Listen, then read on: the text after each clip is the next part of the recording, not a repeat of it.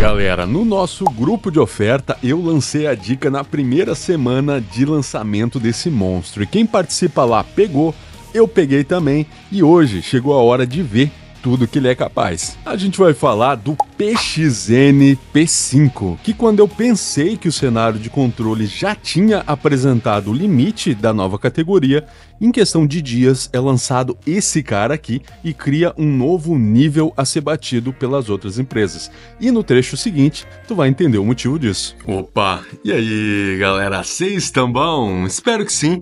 E hoje, mano, o conteúdo é pesado, né? E a indústria continua me surpreendendo e mais rápido do que eu imaginei.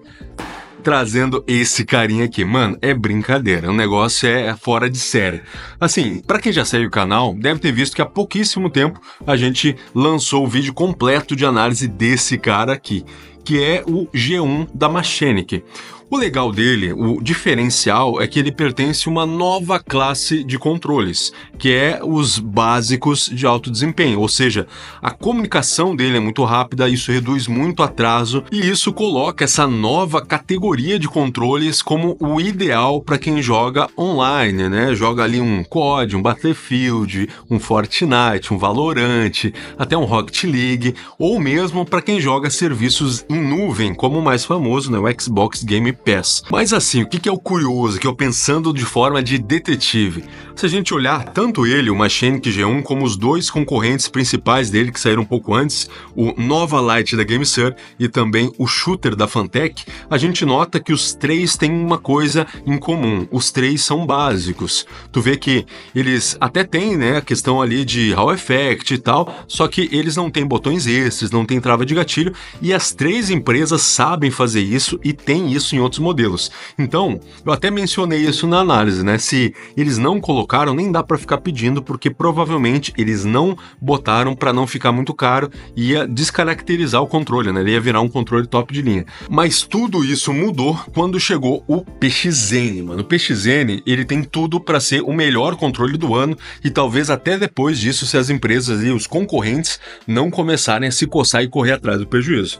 Porque, saca só, esse controle você já deve ter visto aqui no canal, ainda não fiz o vídeo completo dele, mas é o Flydigi Vader 3 Pro. Esse controle ele tá custando uma fábula hoje em dia, olha o preço dele, que absurdo. Beleza, mas se a gente virar ele, saca só a estrutura, tem as travas de gatilho, tem 4 botões adicionais, né, só aqui para configurar macro e... Mano, te liga só no PXN, mano. Olha a estrutura, é praticamente a mesma, mesmo formato, mesmo inclinação dos botões, tudo igual. Lógico, né, se a gente virar os dois aqui, ele não vai ter esses dois botões extras e também o acionamento do Flydigi é de micro switch e aqui é tudo de membrana para baratear.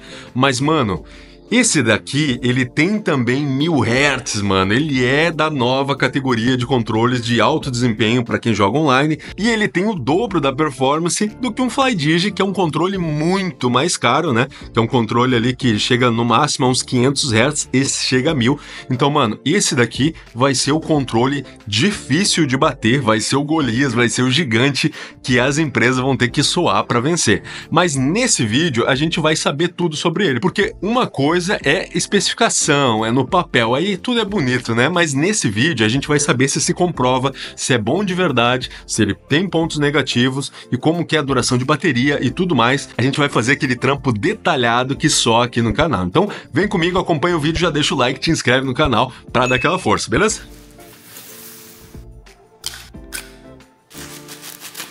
E tá na mão a caixa bonita, né? Branco e laranja. Na parte lateral a gente tem as compatibilidades, mas depois eu falo melhor disso. E na parte traseira tem ali reforçando alguns dos principais destaques, como os 1000 Hz de tempo de resposta, né? Para os joysticks, tem ali 256 níveis de precisão nos gatilhos e também que ele tem aplicativo, que ele tem giroscópio e que ele tem uma bateria de 1000 mAh.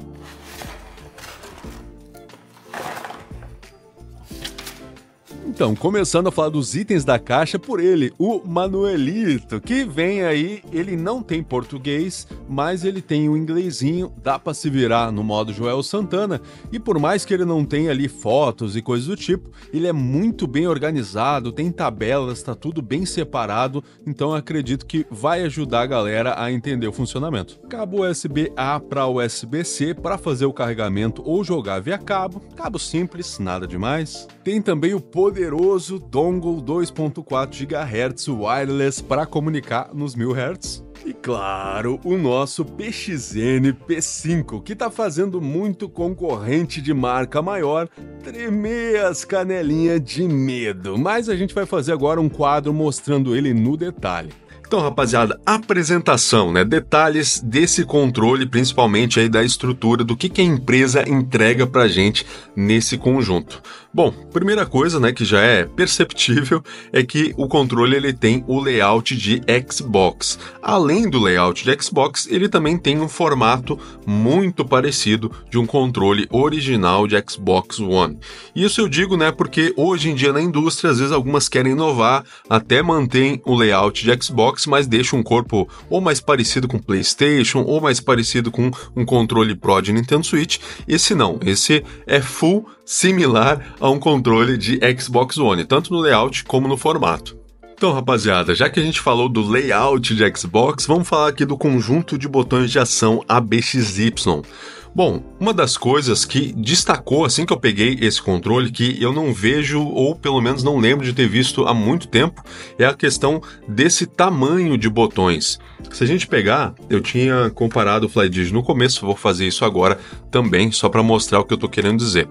Saca só, a diferença de tamanho de botões do conjunto de ação entre o FlyDigi e o PXN. Isso é uma boa diferença, né? Dá pra ver que dá um destaque bem grande. Então, isso daqui, ele se reflete em conforto, porque mesmo quem tem mão maior, tu não vai precisar ficar lembrando ou se esforçando de sempre clicar com a ponta do dedo. Tu pode clicar com o meio do dedo e mesmo assim tu não esbarra nos outros botões. Então é um conforto muito bom e além disso, essa empresa ela teve o cuidado, mesmo que eles foquem ali em entregar um produto de performance mais alta, mas com baixo custo, e eles, mesmo querendo baratear, eles entregaram botões de ação resinados, né? Pode ver que ele é esmaltado e isso também vai dar uma boa durabilidade. E durabilidade porque a gente tem a impressão dos botões, só que ela é embaixo da resina, então tu pode esfregar a unha o quanto tu quiser, que não vai danificar, né? Teu controle vai continuar bonitaço e por ser resinado, né? Por ele ter esse acabamento esmaltado, esse acabamento liso, acaba sendo até um pouco mais confortável do que os controles que tem o recorte no plástico ali. E a questão da viagem do botão, da profundidade que a empresa calibrou, eu achei que tá no nível que a gente pode considerar ideal, né? Não sei se vou conseguir mostrar aqui, mas ele desce e deixa mais ou menos 1 milímetro para fora ali, que é o suficiente para mesmo no pressionamento máximo o teu dedo ele não vai perder contato com o botão. Falando dos analógicos, inclusive, né, tô usando essas thumb grip aqui de caveira, maneiríssima demais. Só isso daqui já dá my kill. É tanto respeito, é tão badass que o bagulho já te evolui para outro nível de jogador, irmão. Então é o seguinte, eu sempre costumo usar porque eu já usei sem e me lasquei, né? Usei tanto que eu acabei desgastando ali o stick original, daí teria que trocar. Então, para não ter esse problema, se eu for jogar mais, eu boto esses thumbsticks aqui para proteger, também deixa um grip bacana, então tá tudo certo. E eu sempre deixo o link também, tanto dos que eu uso, não só nesse vídeo, como outros modelos que eu apresento aí, beleza? Mas assim, nas laterais da borracha do stick, ele tem ali umas linhas, né, que dão um gripzinho. O grip dele é mediano, não é o melhor que eu já vi, mas também não é o pior. Daria para usar numa boa, para quem não quiser usar thumb grip, mas eu acho que thumb grip fica top e ainda tu tá protegendo o teu stick de danificar. E lembrando também que esse modelo também tem esse ring, né, esse anel cinza aqui, que ele serve justamente para não ter atrito, né, ou pelo menos para diminuir o máximo possível, para quando tu faz essas passagens aqui, ele não ficar agarrando na borda, que é uma coisa que tanto ia atrapalhar o teu movimento no jogo, como também ia ajudar a ficar desgastando mais ali o túnel do stick. O D-pad dele é no padrão circular, nunca fui um fã de longa data desse tipo de D-pad, mas eu já fui surpreendido em alguns últimos vídeos de análise aqui no canal. Teve alguns modelos que tinham esse padrão e eu gostei, então não vou falar nada contra antes de testar. Vamos ver como ele se sai. Mas assim, em questão de padrão de pressionamento, né, de profundidade dele, ele tem bem pouca profundidade, ele é mais resistente, né? Botaram uma borracha nele ali de contato que ela não afunda muito. Então, ele parece um pouco mais duro. Vamos ver como ele vai sair na questão de conforto e resposta, principalmente em jogos de luta. Questão dos botões extras, né, os botões de macro dele. Eu considero que são botões bons, estão bem posicionados, tem um bom destaque, uma boa profundidade, uma boa sensação de clique. Justamente também, né, porque tem controles que às vezes eles põem o rebaixo pro lado oposto, né? O rebaixo para cá. Eu gosto quando o rebaixo é nesse sentido.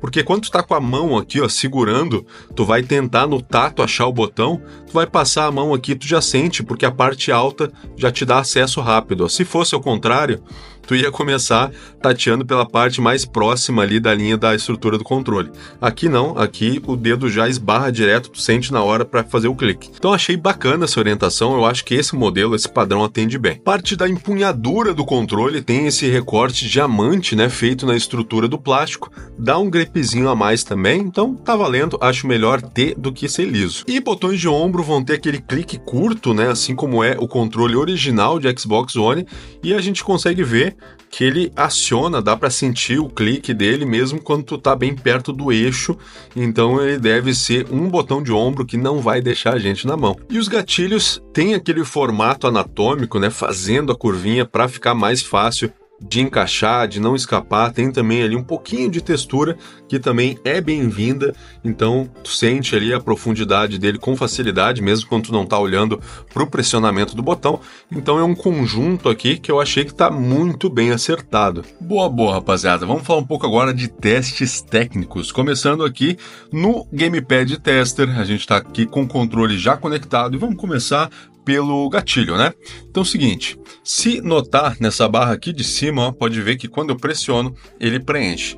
Com o preenchimento da barra, conforme a gente vai segurando gradativamente, ó, saca só na tela, ele vai subindo. Eu posso manter ali cerca de 20%, estável, 50%, estável, depois, né, 60, 70, ou seja, assim como os melhores controles que a gente já trouxe aqui no canal, esse modelo também tem os gatilhos de alta precisão para tu conseguir controlar, por exemplo, a aceleração de algum veículo, né, num jogo de corrida, numa boa, no detalhe. Eu percebi que ele tem um pouco de dead zone, mas é bem pouco, saca só ali, ó, que eu vou começar a descer um pouquinho, ele ainda não, ó, agora já pegou. Então é bem pouco, eu acho que é menos de 5%, talvez ali no máximo 8% de profundidade, então não deve atrapalhar. Além do que, ele também tem a função, para quem precisar, por exemplo, num jogo de tiro, de tu botar a trava e com a trava ele fica direto, né? Fica super rápido, então já é uma forma de contornar isso, mas eu acredito que não vai ser um problema. No geral, o gatilho dele é muito bom e muito preciso. Falando um pouco do D-pad dele, a gente fazendo aquele testezinho padrão, né, de segurar para baixo, pode ver que ele marcou ali. Se a gente fizer alternância de pressão, pode ver que eu consigo, mesmo segurando para baixo, acionar as laterais, mas eu tô tendo que fazer uma força que não é muito comum, né? Então eu acredito que para jogo de fase, jogo de aventura, jogo de plataforma, ele vai servir sim com uma boa precisão. Por ele ser meio duro para tu dar um clique errado, isso vai contribuir para que não afete o teu jogo. Só que também, né, a gente vai ver como vai ser em jogo de luta, para fazer meia-lua e coisa assim, mas isso nos testes práticos a gente vai ver e eu falo para vocês. Bueno, rapaziada, seguindo aqui, vamos falar um pouco agora do assunto precisão dos analógicos. Fazer aquele testezinho, né, padrãozeira também aqui, de girar para ele concluir a aferição.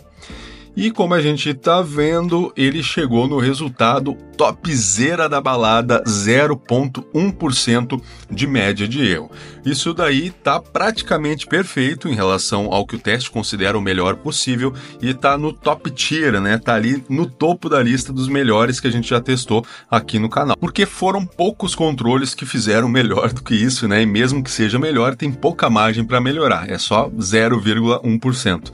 Lógico, né? Como eu já explico, isso daqui não quer dizer exatamente que se desse uma nota alta seria um controle ruim, depende em qual jogo tu tá jogando, se tem tratamento no código para fazer alguma diferença ou não, mas como nesse teste ele considera os melhores analógicos possíveis quando eles são do tipo de margem circular no sensor, esse daqui ele é desse tipo e por isso que ele dá uma nota tão boa. E agora, meus aliados, vamos ver a questão do teste de performance dele, para saber, né, quão rápido ele comunica, se ele tem atraso ou não, né? Lembrando que o teste de pooling rate, que é em Hertz, quanto maior for a taxa, melhor, porque significa que ele atualiza em ciclos mais rápidos, né, a leitura dos comandos. E na questão de tempo de resposta, quanto menor, melhor. Vamos lá, vamos ver que tempo ele entrega para nós. E a gente teve aí impressionantes 908 Hz, irmão. E também, né, 1 milissegundo de resposta. O que isso significa?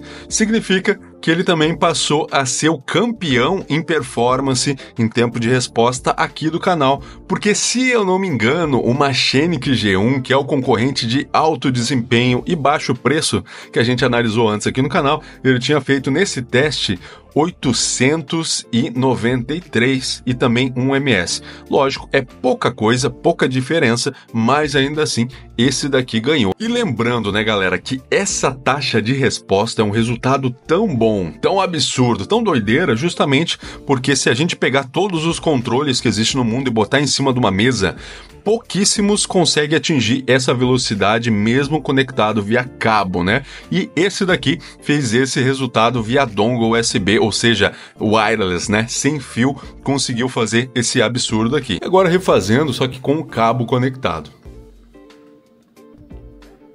Ele fez de novo o monstro, a máquina, 918 Hz, foi até um pouco acima, né? E 1 milissegundo também ali de tempo de resposta. Então, outro resultado quase equiparável, né? Tá um pouco melhor e excelente, até para quem joga competitivo, joga online, joga em nuvem, enfim. E agora, a finaleira, vamos repetir o teste, só que na conexão Bluetooth.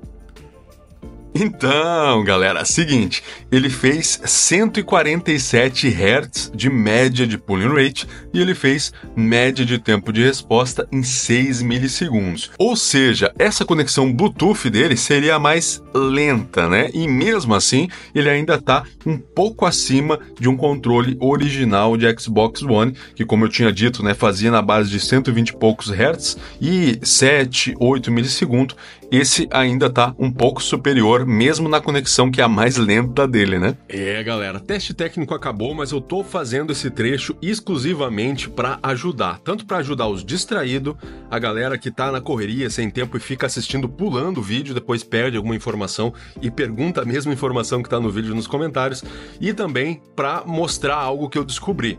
Porque até quando eu falei com alguns inscritos que eu tava fazendo análise, que eu ia fazer análise desse controle, teve gente que falou que já tá começando a sair alguma coisa dos outros canais, mas tem informação que os caras não estão passando, ou porque não testaram. Esse é um problema de quem não testa, quem só lê caixa, lê especificação, lê teste dos outros, ou se a pessoa soube e não deu importância a isso. Enfim, seguinte, galera, esse controle, ele é 1000 Hz, ele tem essa nova categoria de comunicação ultra rápida e tal, beleza.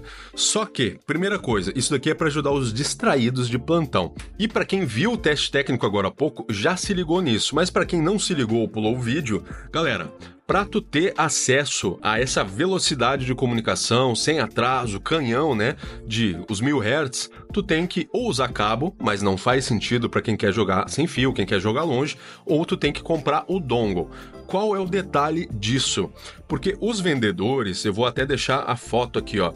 Ele tem 3 cores disponíveis, tem branco, tem o preto e tem o rosa. Só que as 3 versões, tu pode pagar um pouquinho mais barato e vir sem o dongle. Então, para quem é distraído, galera, na hora de comprar, se tu quer ter esse benefício, quer ter essa velocidade para não ter atraso, tu sempre escolhe, independente da cor que tu quiser, com o dongle junto, porque não adianta tu pagar um pouquinho mais barato, mas daí um dos principais recursos do controle tu não vai ter acesso, beleza? Então, sempre escolhe a fotinho ali do anúncio que vem com o dongle junto. E agora outra coisa que tem relação com isso que eu acabei de falar. Beleza, tu vai comprar, vai vir com dongle e tal, mas quem tá pegando esse controle para testar não tá se atentando a um fato importante.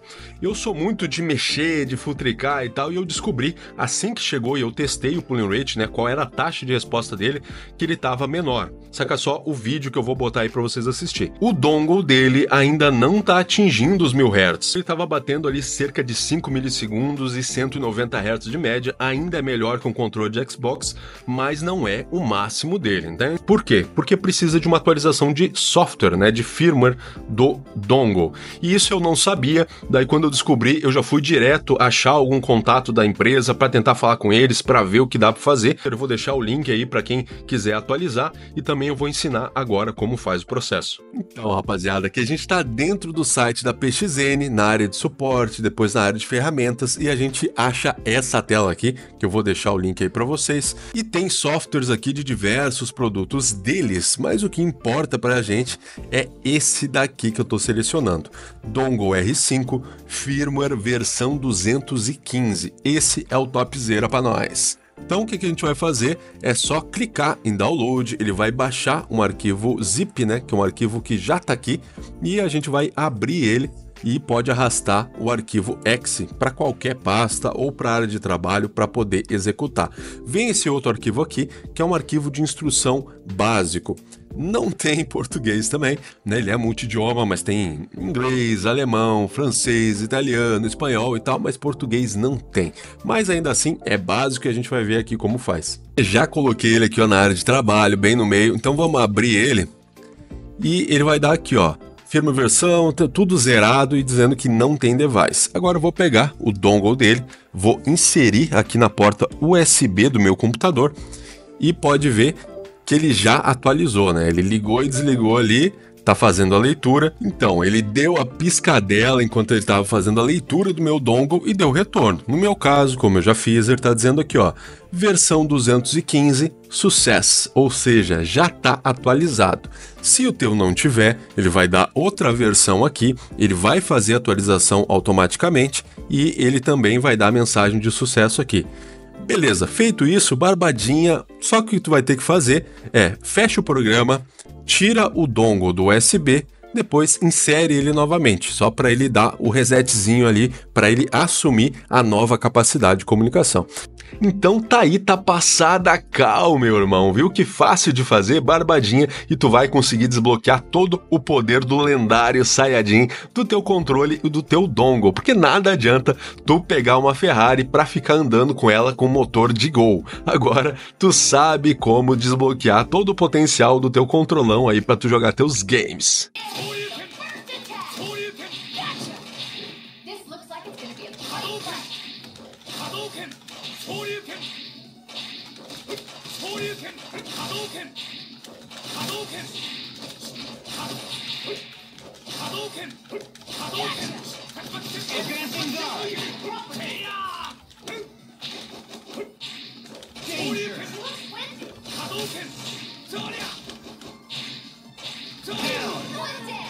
Então, rapaziada, teste concluído para saber como que ele ia se sair, né, o D-pad dele em jogo de luta.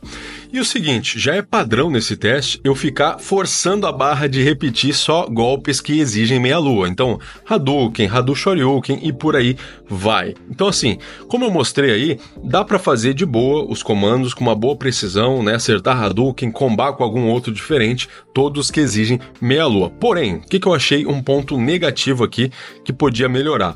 O D-pad dele, ele realmente tem uma resistência um pouco acima da média, ele é um pouco mais duro do que eu acho que precisava.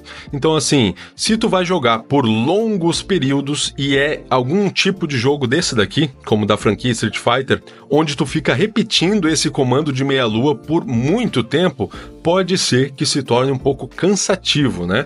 Mas em outros jogos de luta, por exemplo, um Injustice da DC, vai ser de boa, porque não é o perfil de jogo que tu faz isso direto, mas ainda assim, né, vai depender muito do jogo e de como tu joga durante o game. Só eu acho que realmente podia ser um pouquinho mais leve.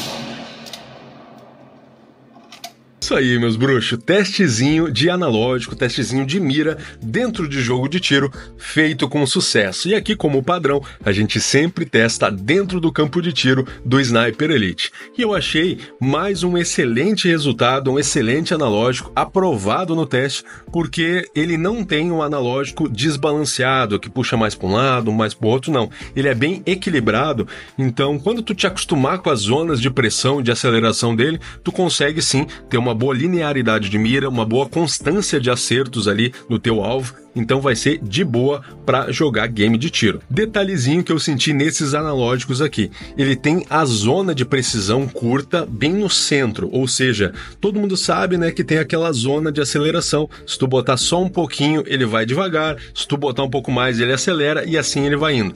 Essa zona de precisão para ele devagarinho é bem no meio, tu consegue fazer ali bons movimentos com boa precisão sem precisar perder tempo indo até o final. Agora, como ela é bem no meio, essa zona de precisão, essa zona mais lenta, se tu sair dessa zona central dando um pouco mais de empuxo, nem precisa chegar no final, ele já pega uma velocidade muito grande de aceleração do cursor de mira. Então, para quem pegar a moral, já tiver com uma mira boa, esse controle vai ajudar a tu focar muito rápido, né? Porque tu sai da zona de lentidão muito rápido, tu entra na de aceleração, então tu consegue chegar no teu alvo, talvez antes de tomar um tiro dele. Então isso é positivo, só tem que, lógico, se acostumar e ter a habilidadezinha, né, para tu conseguir lidar com essa velocidade. E claro, não esquecendo que isso tudo fica ainda melhor quando tu usa com as travas de gatilho, que é um recurso que eu gosto muito, né? Pode ver que eu fiz o teste todo com os gatilhos travados, os gatilhos tão curtos ali, aquele 0-1 acionamento rápido. Então esse conjunto de analógico que também consegue acelerar muito rápido, ao mesmo tempo que tu tem um gatilho muito rápido, forma ali um kitzinho topzera até para jogo competitivo.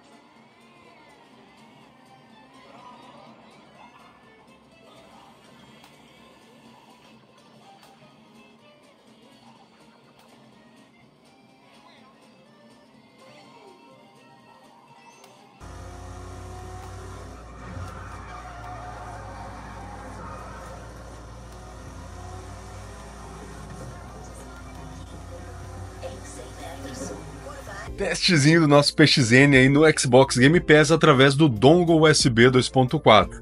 E o resultado foi muito bom, ele responde na medida, responde rápido, show de bola. E outra coisa, via dongle aqui na TV, ele está apresentando a vibração de espectro cheio, né? Ou seja, ele está dando a vibração para tudo que tem que realmente acontecer no jogo. Quando acelera, quando freia, quando bate, então show de bola.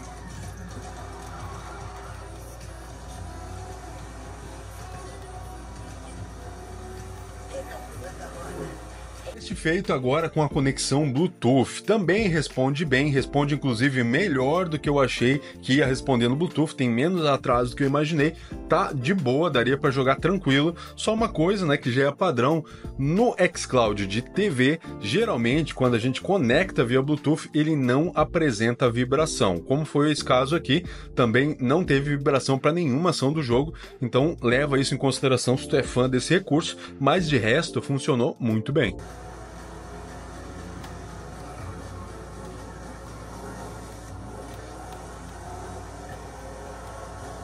Então, galera, testado, e como eu falo sempre, eu não sei se tem alguém que por algum motivo jogaria Xbox Game Pass na TV com um cabo USB, mas eu testo também para trazer para vocês. E seguinte, questão de resposta, não tenho que se preocupar, também responde muito bem, porque afinal de contas é uma conexão direta. Mas ele aqui não apresentou vibração mesmo no cabo, mas a resposta dele tá show de bola.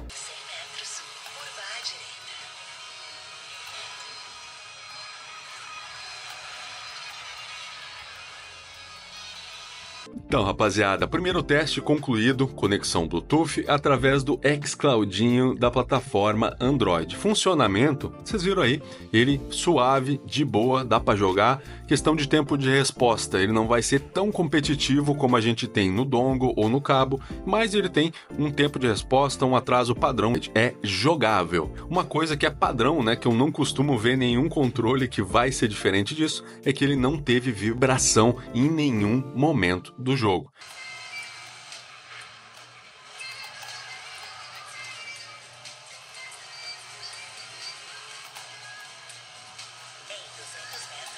Então, rapaziada, como tá bem destacado aqui ó, com esse LED laranja, agora a gente fez o teste através do dongle 2.4 GHz. E o seguinte, esse teste é mais ali para mostrar que através do Android tu também consegue jogar nessa conexão. Porque se a gente for falar de performance, já tá estabelecido, né, galera? Que essa daqui é uma das melhores conexões para tu jogar esse tipo de serviço, independente do aparelho. Então, eu comecei no Bluetooth, vim para essa e o cara sente a diferença, o cara sente que tem mais controle do carro, mais rápido, diminui o delay, aumenta a resposta, muito bom. Só assim, nessa conexão eu também não observei nenhum tipo de vibração, né?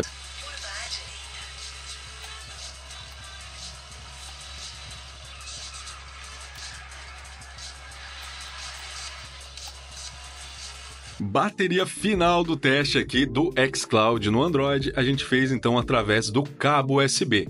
E nada de novo, né, galera? Da mesma forma que a gente já mostrou no teste técnico quais eram as conexões mais rápidas, aqui tu vê na prática, tu sente na prática que o 2.4 GHz e a conexão USB com fio são as melhores, as mais rápidas, as foguete para tu jogar esse tipo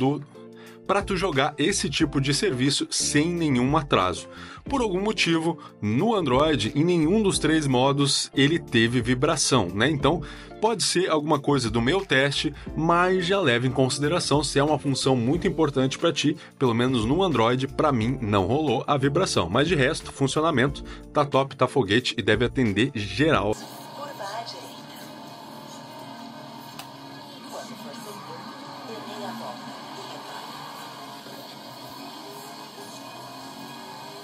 Seguinte, tropa, teste do Xbox Game Pass através do Bluetooth agora no PC. E aqui, o PC é outra coisa, né, mano?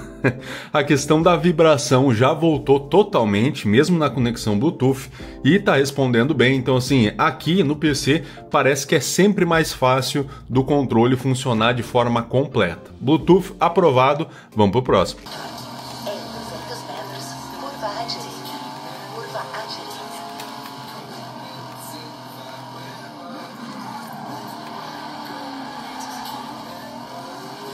E agora foi conectado aqui, ó, no dongle 2.4 USB e da mesma forma, funcionando completamente, todos os parâmetros de vibração para tudo que acontece no jogo, show de bola e lógico, né, com o benefício do tempo de resposta que dá uma boa melhorada, então fica canhão, fica top para jogar nessa conexão aqui, mas vamos para a última que é o cabo. Recalculando a rota. Em 100 metros, curva à direita.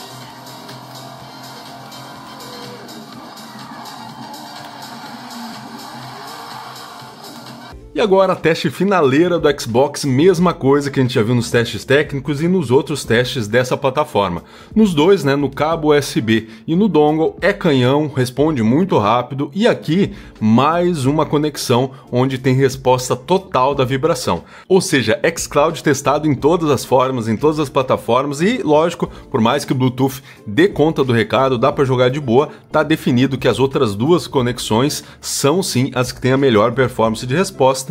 E aqui no PC, as três tiveram retorno completo, com vibração e tal, porque querendo ou não, o Windows é um sistema mais maduro, mais antigo e provavelmente isso ajuda, né, ele ter as bibliotecas necessárias para reconhecer vibração em toda a conexão. Então, rapaziada, vamos ver um pouquinho agora do aplicativo dele, porque principalmente isso daqui é um assunto novidade. Se a gente pegar todos os controles que a gente tem no mundo, são pouquíssimas empresas que se dispõem a investir, a querer fazer um aplicativo próprio. E a PXN é uma delas. Ela tem um aplicativo que é só dela, então vai ser uma visão diferente aí. O controle tá no modo de pareamento no Bluetooth, então eu vou botar aqui, ó, em adicionar dispositivo.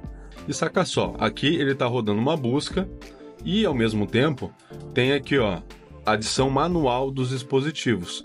Então tem uns modelos da PXN, tem alguns modelos bem bacanas que eu tô vendo aqui. E outra coisa, mano, tem inclusive volante. Cara, eu não conhecia, mas lindaço demais esse volante, hein? Eu queria. E tem até mancha aqui também, mano, pra quem joga algum jogo de aviação, Flight Simulator, War Thunder, enfim. Então tem essas opções, bastante coisa. Vou colocar aqui para ele fazer manualmente, né? Botar aqui o P5 e botar Start Connection. E ele conectou automaticamente, ó, a luz já parou de piscar, já reconheceu aqui, inclusive ele mostra o nível da bateria e a gente tem aqui em cima o Device Info, informações do dispositivo, informações como o nome do modelo, o firmware, né, a versão que a gente inclusive eu mostrei como atualizar mais cedo, que é muito importante fazer a atualização, se tu não viu volta lá, e a gente tem a versão do aplicativo, versão do sistema e o nome do dispositivo. Beleza, com o controle conectado a gente tem as principais opções aqui, começando pela opção de testar os botões. Então aqui tu pode testar e tu vai ver no visual ali do aplicativo se todos estão tendo retorno. Então, uma opção importante, aqui eu já estou testando e estou vendo que todos estão respondendo, mas nessa tela também tem outra opção. Aqui é basicamente uma parte do manual, tá, galera? Ele está ensinando a como fazer a calibração dos analógicos. E como eu já vi vários fabricantes recomendando, esse tipo de função é só se tu tiver algum problema, tá, galera? Não precisa, se o teu analógico está funcionando de buenas na lagoenas, não precisa ficar mexendo nisso. Isso daqui é só uma diretriz de segurança se uma hora tu precisar ali recalibrar, porque tu acha que o comportamento do analógico tá meio estranho. Segunda opção, a do meio, né, que é as de função, basicamente. Então a gente tem aqui, ó, configuração de botão, configuração de macro, configuração de joystick, configuração de vibração e configuração de gatilhos. Entrando na primeira opção, a de botões, e aqui dentro a gente tem acesso tanto ao mapeamento como também à questão do modo turbo, né, para ativar para qual botão e tal. Começando aqui, a gente tem a possibilidade tanto de tu atribuir manualmente uma tecla, como tu também tem a opção de fazer aqui a inversão automática do conjunto de ação ABXY. Isso é muito útil para quem joga ou Nintendo Switch ou vai usar ele em algum emulador, né? Alguma coisa que seja um game antigo da Nintendo, por exemplo, um GameCube, um Game Boy. Então tem essa opção que é muito útil. Na aba vizinha, a gente tem a configuração do modo turbo. Aqui ele tem a frequência, no caso, quão rápido vai ser o modo turbo, então tu pode ajustar essa barrinha aqui. E embaixo a gente vai definir o botão. Se clicar aqui, tu pode escolher o botão, por exemplo, A, e tu pode, antes de confirmar, escolher se o modo turbo que tu está querendo ativar é o manual ou o automático. O manual é aquela que tu tem que ficar segurando o botão para ele ficar simulando um pressionamento frenético ali. E o automático tu nem precisa segurar, ele faz sozinho. Então tem a opção de fazer aqui dentro. Seguindo para o próximo, agora a configuração de macro. E aqui em cima na tela a gente tem o M1, M2, M3 e M4, que nada mais é do que a representação visual desses 4 botões adicionais que a gente tem aqui à disposição. Então a gente vai poder usar o aplicativo para ativar essa configuração. Primeira coisa, tu vai adicionar aqui, ó, adicionar passos, adicionar steps. Tu vai clicar aqui e ele vai abrir o painel de botões. Então deixa eu pegar, por exemplo, aqui, eu vou botar um A, um B, um LB e um RB. Não, e mais um de pad pro lado.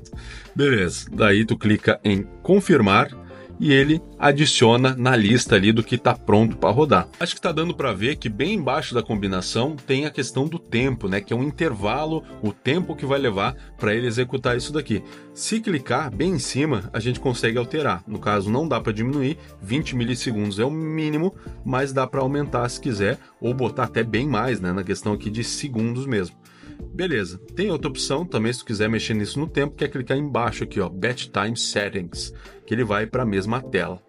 Só que aqui, né, lógico, depois que tu já configurou, tá tudo certinho, é isso daqui mesmo que tu quer executar, tu dá um apply aqui, né, um aplicar para ele colocar no controle e saca só que doideira. Aqui eu botei uma sequência relativamente grande, mas ele aceita bem mais botões se quiser colocar e ele aceita vários presets. Olha só, ele preencheu aqui que eu coloquei um no slot, né, da lista, mas ele aceita 64 registros desses daqui para tu fazer, então tu pode fazer para vários jogos e tal. Cara, bem bacana. E se tu não quiser mais, ele tem a opção Clear aqui, né? Tu pode tanto deletar individualmente aqui no X, ou tu pode botar em Clear que ele apaga tudo que tiver. Se olhar na parte de cima, até tem os recomendados. O que seria isso? É preset automático que tu poderia baixar para jogos específicos. Só que tem poucos jogos e a maioria tá em idioma oriental, tá em chinês. Só um que não tá aqui, que é o Monster Hunter, mas se tu clicar, todos os perfis que tem para ele estão também em oriental, então seria difícil se basear, não sei se é bom ou não, prefiro não usar, né? Eu acho que é mais fácil tu criar teus próprios perfis de macro do que tu usar o dos chineses ali. Passando pro próximo, a gente tem joystick. E aqui, galera, é o seguinte, primeira opção é a de mapeamento. A gente tem tanto a opção padrão, que aqui tá, como a de baixo é a Swap Left and Right Joystick. O que é isso? Isso daí é para tu inverter a funcionalidade do analógico da esquerda e do analógico da direita. Dependendo do jogo, dependendo da tua necessidade, pode ser útil para alguma coisa. Legal que tem, né? Depois a gente tem o range. O range é o alcance. A gente tem o primeiro padrão, standard, que é o normal. Depois a gente tem o fighting, luta, tem corrida e tem o customizável. Para que isso serve? Deixa eu mostrar para vocês. Aqui eu só saí, né? Não apliquei nada, a gente está no padrão. Ele está dizendo aqui para mim nessas barrinhas, ó, que ele está com 10% de zona morta nos analógicos. E daí tu pensa, pô, mano, mas para que eu vou querer colocar zona morta nos meus analógicos? Seguinte, na minha visão, não é todo mundo que gosta de ter um analógico tão sensível. Às vezes o cara tá com a mão meio pesada, né? E daí tu acaba, sempre que tu vai repousar a mão em cima do controle, tu acaba dando um certo direcionamento e isso vai atrapalhar teu jogo. Aqui ele já vem com um padrão, né, de 10% aqui do dead zone inicial, mas se tu não quiser, tu quiser ele extremamente responsivo, tu pode só arrastar para 0 e o dead zone passa a ser 0. Então, para que serve o range? O range é exatamente presets dessa barra aqui, são presets automáticos. Então, por exemplo, se eu botar em fighting, em luta, né, pode ver que ele permaneceu, né, o dead zone ali dele inicial é 0, só que ele reduziu o alcance máximo do joystick, ou seja, para tu chegar no final do comando, tipo o que tu faria isso daqui, agora ele vai chegar quando tu for só 80%, não precisa mais ir a 100, sacou? Então ele vai até o limite digitalmente antes, pode ser até uma forma de tu acelerar o comando aí no teu jogo, porque ele vai chegar no limite mais rápido. Então tu pode testar, né, o fighting, o racing, né, para ver se realmente para esse tipo de jogo te agrada, mas tu pode também customizar, fazer o teu, que também é bem interessante. Inclusive tem outro ajuste rápido aqui, né, se tu quiser voltar ao padrão dos 10%, tu clica aqui, ele já deixa, ou se tu quiser deixar o 0, então tu não precisa arrastar as duas barrinhas. Isso daqui é só um acesso rápido. E aqui, time, saca só. Aqui é um quadro, né, de gráfico muito interessante, não só para tu conseguir alterar o algoritmo de taxa de resposta do analógico, mas também ver essa alteração, né? Aqui a gente tem, inclusive, como alterar os dois. Aqui está o left joystick, que é o esquerdo, e aqui R joystick, que é o direito. E aqui é o seguinte, como interpretar isso? Aqui a gente tem output e input. O que é o input? O input é toda vez que tu faz alguma coisa no controle. Por exemplo, isso daqui foi um input. E output é a saída, é toda vez que isso interagir externamente. Por exemplo, deu uma reação no jogo e tal, isso daqui é um output. Ou seja, depois que a gente sabe que aqui é a saída e aqui é a entrada, quanto mais para dentro, mais para perto da entrada, mais a gente está dando um delay, está dando um atraso. Quanto mais para cima, perto da saída, mais a gente está deixando ele mais rápido, né? Então, com isso em mente, a gente pode tanto fazer isso, né, que eu fiz manualmente, customizar e tal, como a gente tem os presets. O standard é o que estava, mas a gente tem o delayed, que é com atraso, pode ver que ele já fica perto do input e não do output. A gente tem o preciso, a gente tem também o ágil, pode ver que ele já começa a ficar mais perto do output, e a gente tem também o rápido, que ele fica mais perto ainda da linha do output. Ou seja, isso daqui, se tu joga competitivo, joga online, joga a sério, dá a vida, tryhard, isso daqui, meu irmão, pode ser uma configuração interessante para tu dar uma brincada, né? Dar uma mexida, dar uma alterada, pode ser que aqui, né, esse conjunto todo, tu ache uma configuração bem bacana de fazer, que vai te atender melhor ainda do que o preset padrão. Seguindo pro próximo, a gente tem a configuração de vibração, meu mano, para deixar bem vibradeiro o teu controle, beleza? A gente tem aqui, ó, left side, né? Tu pode controlar individualmente. Os dois motores, né, tanto o da esquerda como o da direita, eles estão para 69% da vibração. Se tu colocar aqui para, por exemplo, 100% e salvar, ele já vai assumir ali o limite do que ele pode.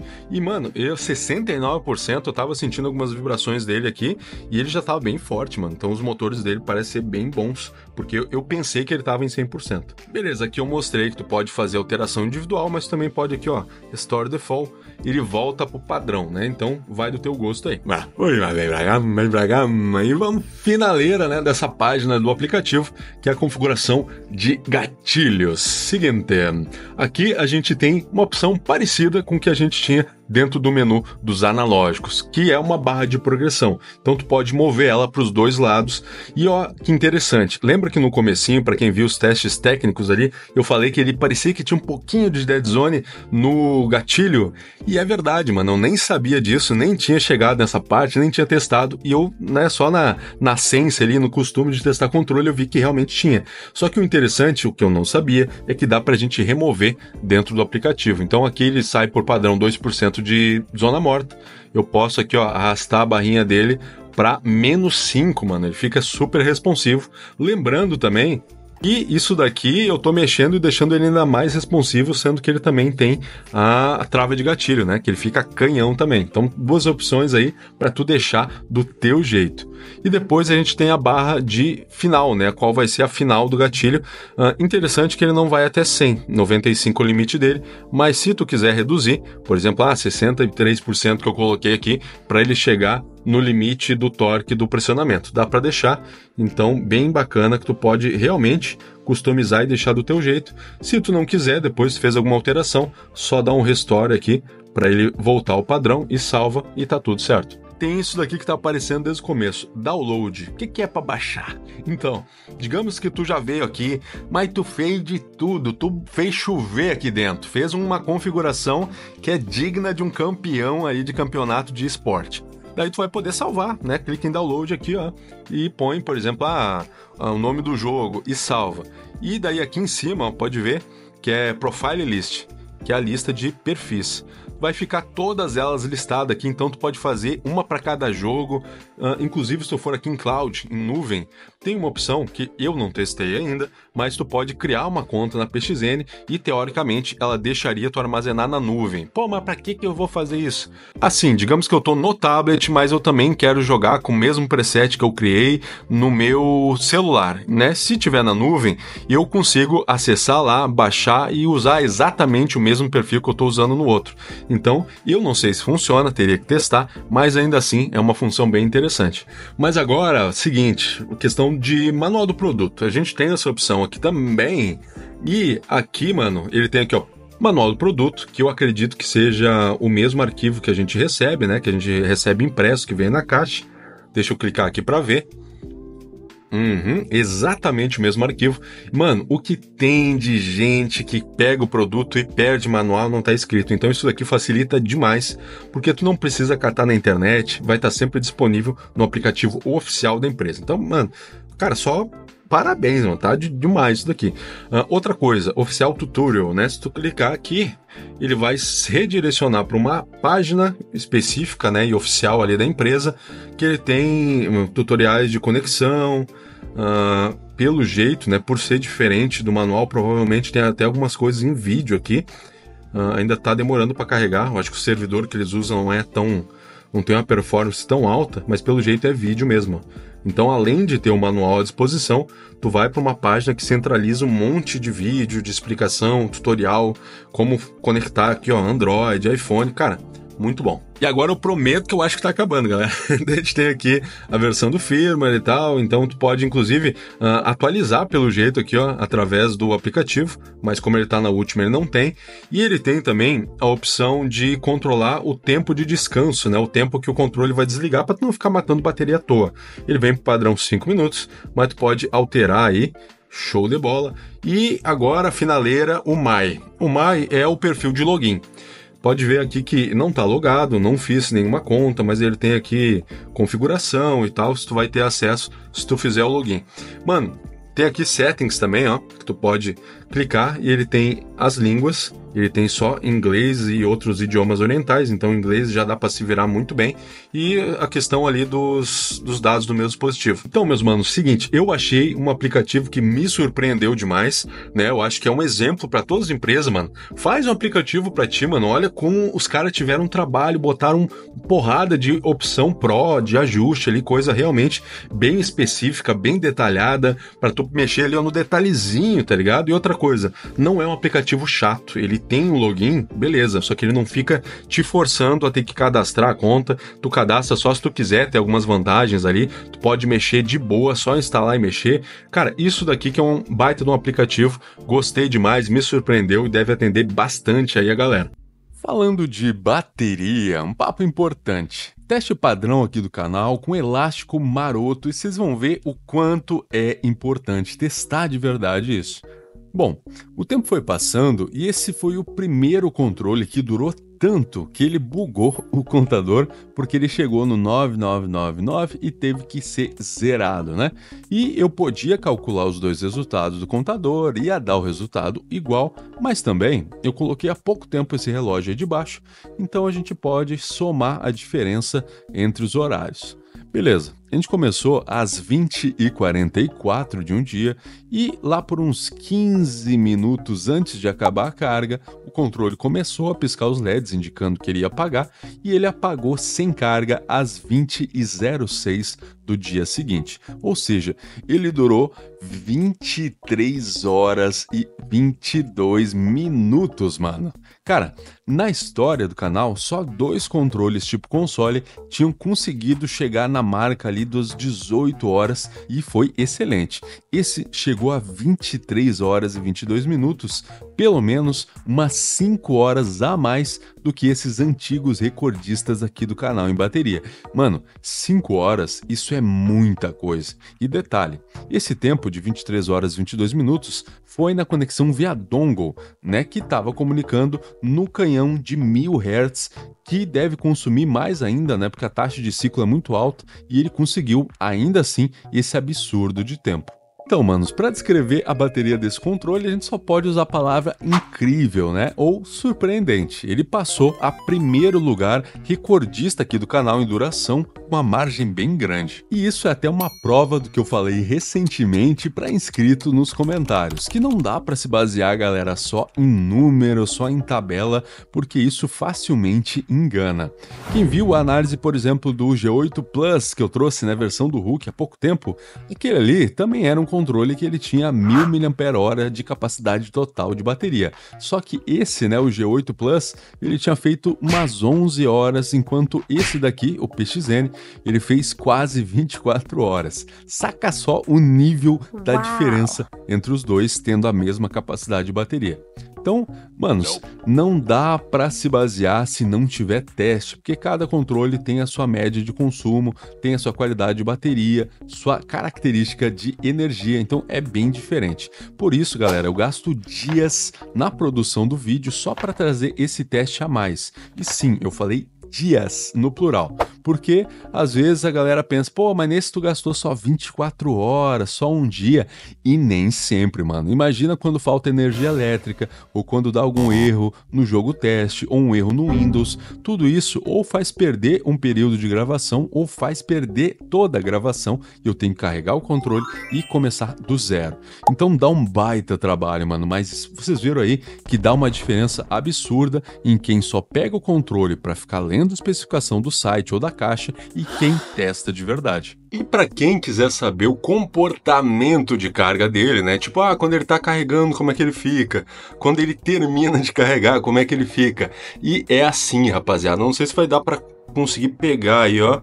Mas tá vendo que o símbolo dele ali no botão verde, ele tá piscando bem devagar, bem lento. Então, enquanto ele estiver carregando, ele vai ficar com esse efeito respiração nesse LED aqui de baixo. E rapaziada, quando ele acaba de carregar, no manual diz que ele ia ficar com essa luz aqui acesa direto, constantemente, né? Ou seja, ele ia parar de piscar e ficar com a luz direto. Aqui ele não aconteceu, ele ficou desligado, né? Então assim, pode depender ou da versão do teu controle ou talvez até do carregador que tu tá usando, mas a regra é, enquanto ele estiver piscando, ele tá carregando. Se ele ficar com a luz sólida, a luz ligada direto, ou se parar, né, se ela desligar, daí é porque ele terminou de carregar. E aqui o carregamento completo dele de 0 a 100% aconteceu em mais ou menos 2 horas e meia, o que tá bem bacana considerando que a bateria dele é grande, né, e dura bastante. Então, time, nesse controle, né, falando um pouco agora de modos de conexão. Aqui a gente tem a facilidade de ter uma chave de seleção, o que torna bem fácil de trocar, né? Diferente daqueles outros controles que tu tem que ficar memorizando uma sequência ali, uma combinação de botão para tu ligar ele em cada modo. Então aqui é só trocou a chavezinha e show de bola. Mas, por mais, né, que pareça que é bem fácil de entender os símbolos ali, tem uns detalhezinhos que pode ser importante saber. Por exemplo, o primeiro ícone aqui da esquerda, onde está a chave, é o dongle, né? Então assim, quando está nesse modo, dá a entender que a gente só poderia usar no dongle, mas não. Além disso, a gente também pode usar nesse modo aqui, quando vai usar via cabo. Então é o modo ideal para quem vai jogar no PC, ou no dongle, ou via cabo, deixa aqui mesmo que vai funcionar show de bola. Nesse modo do meio tem o ícone de um smartphone, mas não quer dizer que porque tá aqui que só dá para usar em telefone. Bom, quando tá nesse modo, ele ativa o Bluetooth. O Bluetooth, quando tiver nesse modo de seleção, tu consegue usar ele em iPhone, em Android e no PC. Mas também, se quando tiver nesse modo tu quiser conectar via cabo, tu também vai poder usar no Android. E por último, o modo bem da direita, que é o símbolo de um controle de Nintendo Switch. Bom, quando ele está nesse modo, tu pode conectar via Bluetooth no console, ele vai reconhecer como um controle de Switch, mas também se tu quiser conectar via cabo, ele também vai reconhecer. Além disso, tu também pode conectar ele no PC nesse modo, tanto através do Bluetooth como através do cabo, por exemplo, se tu vai jogar um emulador, que ele também vai ser reconhecido como um controle de Nintendo Switch. Importante, galera, depois que tu já escolheu o modo que tu vai usar aqui na conexão, colocou a chave na posição certa, tu tem que ligar ele no modo que ele entre em pareamento, né? Por exemplo, se eu só ligar assim, ó, com um clique mais curto, pode ver que ele ligou o LED, só que ele tá piscando lento. Assim, nenhum dispositivo vai achar ele. O que tem que fazer, né? Deixa eu só desligar ele aqui. para a gente fazer certinho. Bom, quando tu for ligar ele aqui no botão Home, tu vai segurar por um pouco mais de tempo até ele começar a piscar rápido. Ó, saca só, tá piscando mais rápido. Agora sim ele vai ser encontrado, seja se tu botou no modo dongle ou é um modo Bluetooth, agora ele vai ser encontrado pelo dispositivo. Vamos falar um pouco agora de recursos e funcionalidades ativando direto pelo controle. E eu falo ativando direto pelo controle porque algumas, uma parte disso que eu vou mostrar agora dá para fazer pelo aplicativo, outros não, né? Mas vamos lá. Bom, o primeiro comando é para aprender a fazer a transição, mudar ele entre o modo X-Input, que está ali na tela, para o modo Direct Input. E o seguinte, para quem não está ligado, o que é uma coisa e o que é outra, X-Input é o modelo de entrada mais recente, que ele é feito pela Microsoft, ele é feito para Xbox, então faz com que o controle ele seja reconhecido como um controle de Xbox, que é excelente, é fundamental hoje em dia para os jogos modernos. Mas daí tu pode pensar, mas para que então, se esse é o melhor, o mais moderno, o mais atualizado, por que raios que eu vou trocar para o Direct Input antigo? Bom, exatamente para quem quer jogar um game mais antigo, Imagina aí games de PC que são de 2005 para trás, que eram em cima de DirectX, eles não precisavam naquela época de um controle Direct Input. Então, se tu usar o modelo moderno, ele não vai ser reconhecido assim como os jogos novos são, e tendo essa possibilidade, de trocar para Direct Input, então tu consegue tanto jogar de boa nos antigos, como vai também poder, no X-Input, jogar nos novos. E para trocar, é só segurar o botão Select e o botão Start ao mesmo tempo, por uns 3 segundos mais ou menos. Vamos fazer aqui. Vibrou. E pode ver que agora ele está aparecendo ali como P5, Vendor 36E6, quer dizer que ele já está no modo Direct Input, o modo antigo. E depois, se tu quiser voltar para o X-Input, é a mesma coisa, Select Start 3 segundos e ele volta. Próximo atalho é para aprender a trocar o formato das margens do analógico, dentro do controle, como ele vai ser reconhecido. No modo padrão, assim como a gente já tinha mostrado no teste técnico, pode ver que o analógico dele, ele é reconhecido no formato circular, ou seja, ele é igual em questão de pressão ali para todos os lados. Eu acredito que seria um bom uso, por exemplo, para mirar. Mas se a gente quiser trocar isso, a gente vai precisar acionar 3 botões ao mesmo tempo. O botão função, que é esse verde aqui, junto com os analógicos para dentro, tanto o analógico direito como o analógico esquerdo. Então aqui, segurei os dois, dei um clique, vibrou. Beleza, eu ainda estou com o teste circular na tela, eu vou fazer só de um deles para vocês verem a diferença.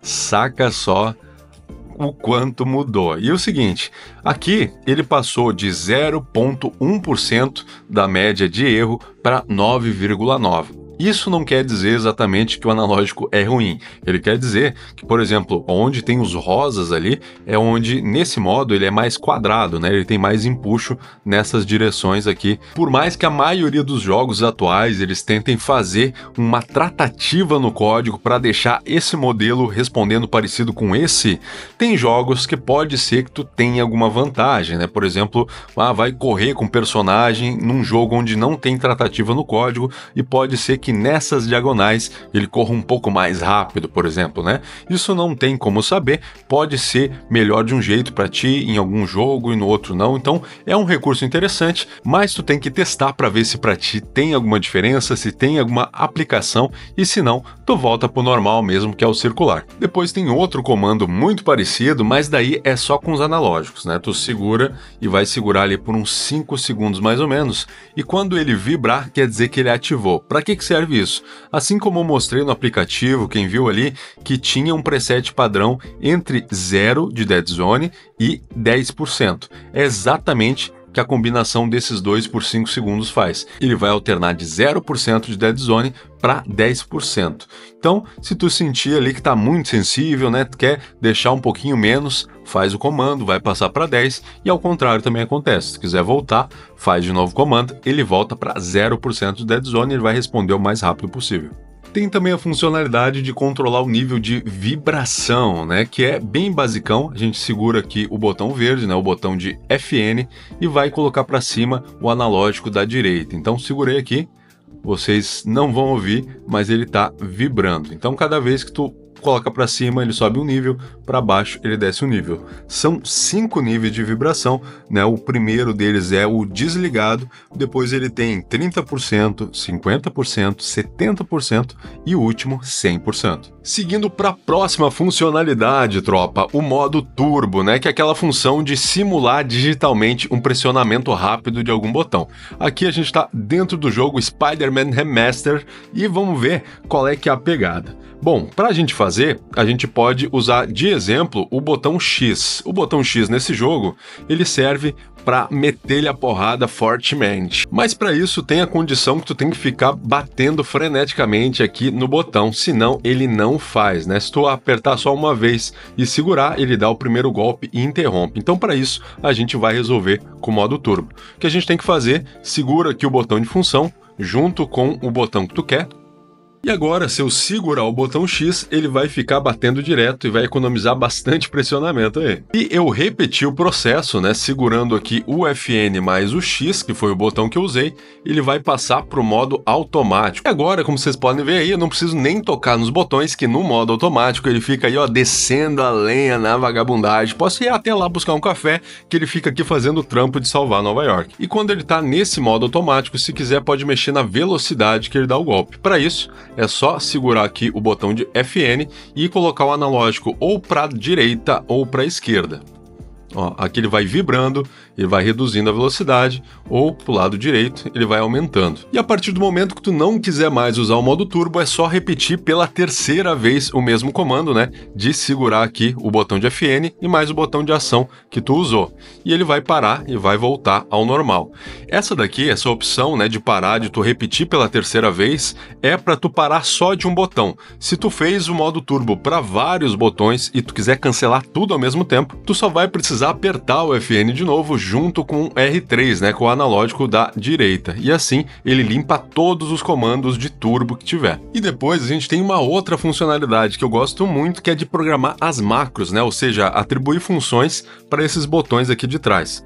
Beleza, vamos começar pelo M2.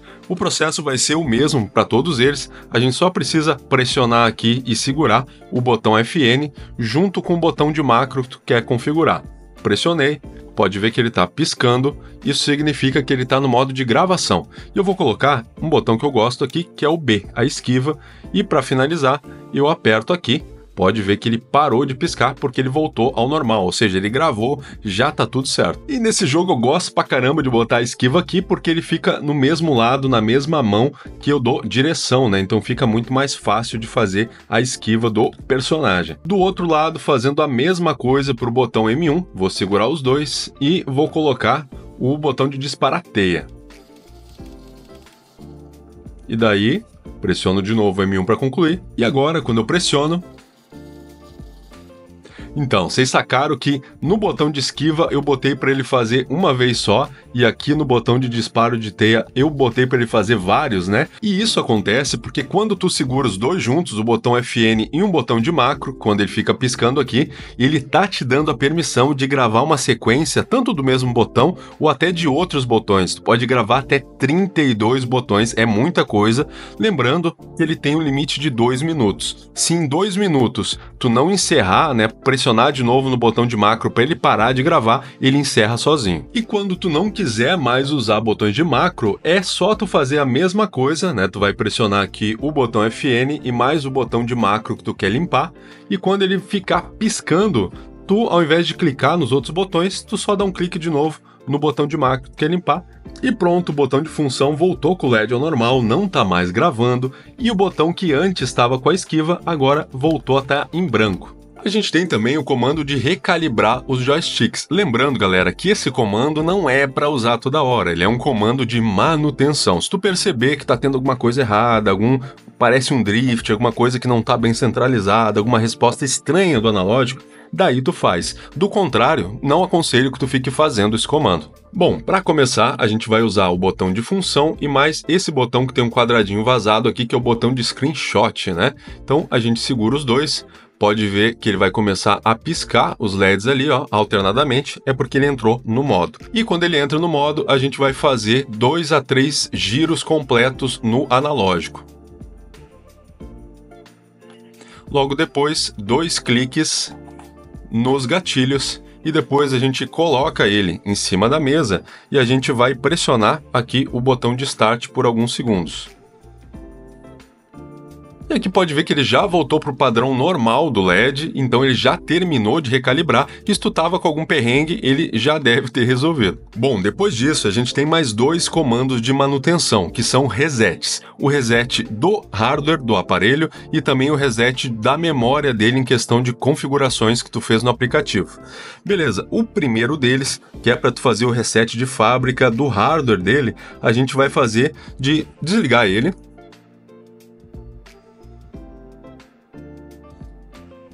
E quando tu ligar, tu vai segurar por um pouco mais de tempo. Ó, ligou, vai entrar no modo de pareamento, segura até apagar. Quando ele apagar, significa que ele já resetou. Daí é só ligar de novo e usar. Mas se ainda assim, depois do primeiro reset, tu precisar limpar todos os dados de personalização que estão gravados na memória dele, na placa do aparelho, tu também pode fazer um reset disso. Então ele vai apagar tudo que tu fez no aplicativo de personalização. Para isso, a gente vai segurar o botão Home e o botão FN. Segurou. Ele vibrou e apagou. E o controle desligou porque ele já fez o processo e ele pode ter entrado no modo de espera. Para isso, né, tu dá um cliquezinho meio rápido aqui no Home, se ligar, beleza. Se não ligar, tu vai segurar o Home por uns 3 segundos, que é o comando padrão para tu ligar o controle, ele também vai ligar e tu sai usando como tu estava fazendo antes.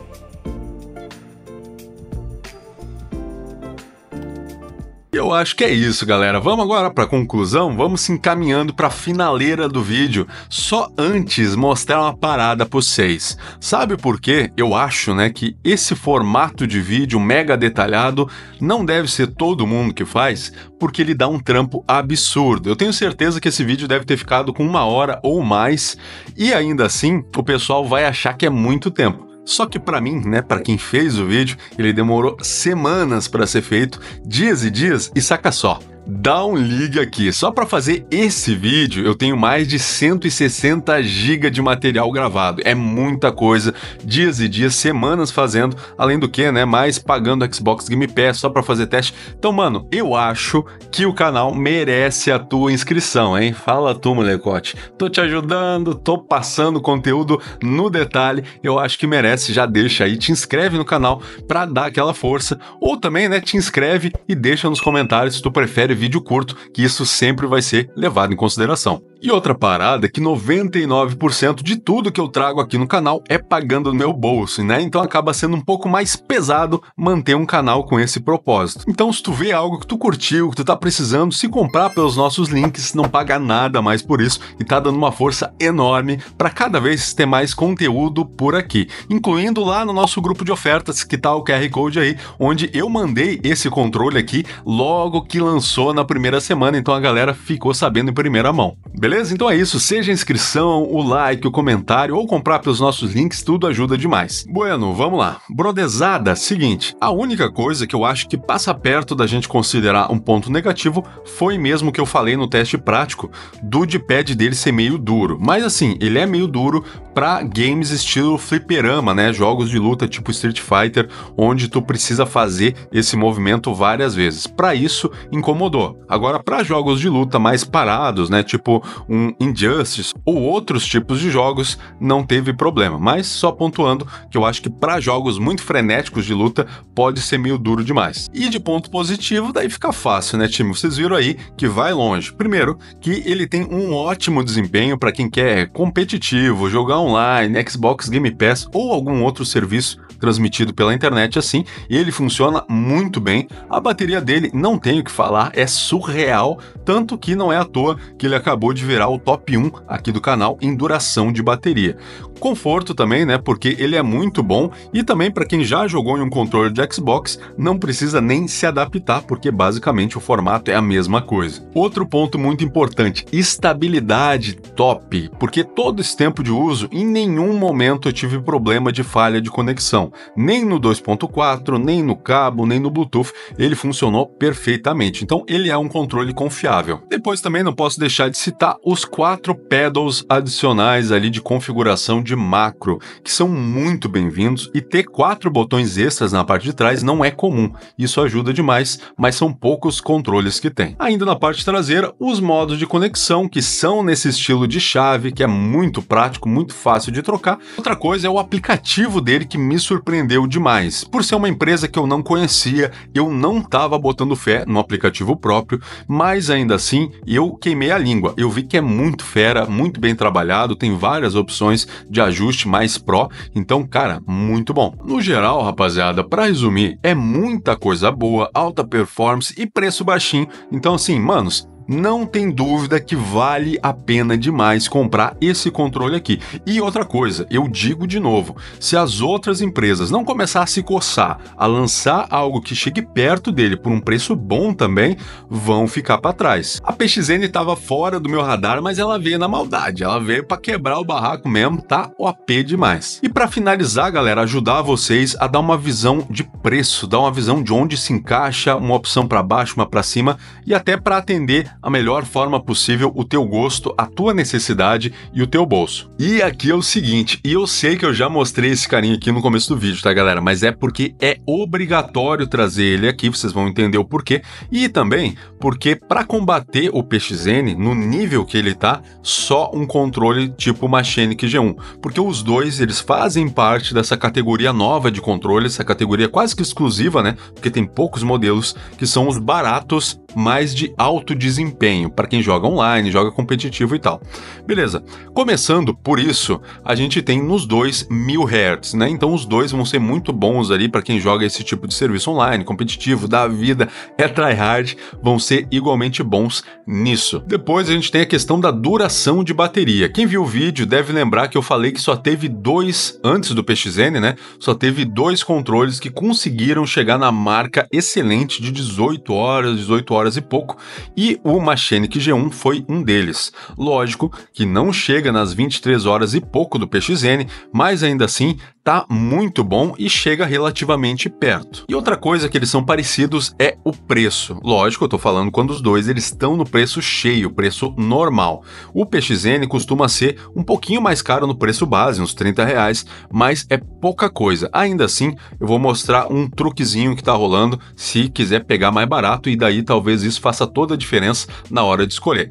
Só que antes, tu tem que sacar o seguinte, que esse daqui ele oferece algumas coisas a mais. O PXN ele vai ter o giroscópio, que o G1 não tem, além do que ele vai ter tanto a trava de gatilho como 4 botões extras, enquanto o G1 ele não tem trava de gatilho e ele não tem botões extras de macro.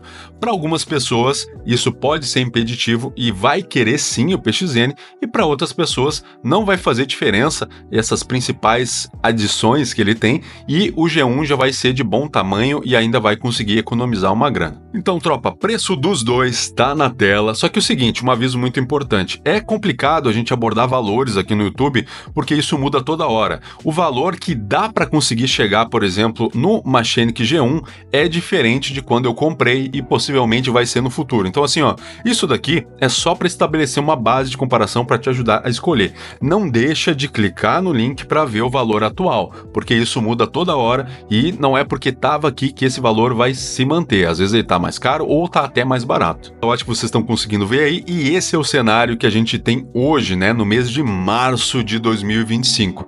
Então, seguinte, aqui em cima a gente tem o G1, que com imposto, com frete, com tudo, ele tá dando 188 à vista ou 12 vezes de 15 conto no cartão de crédito.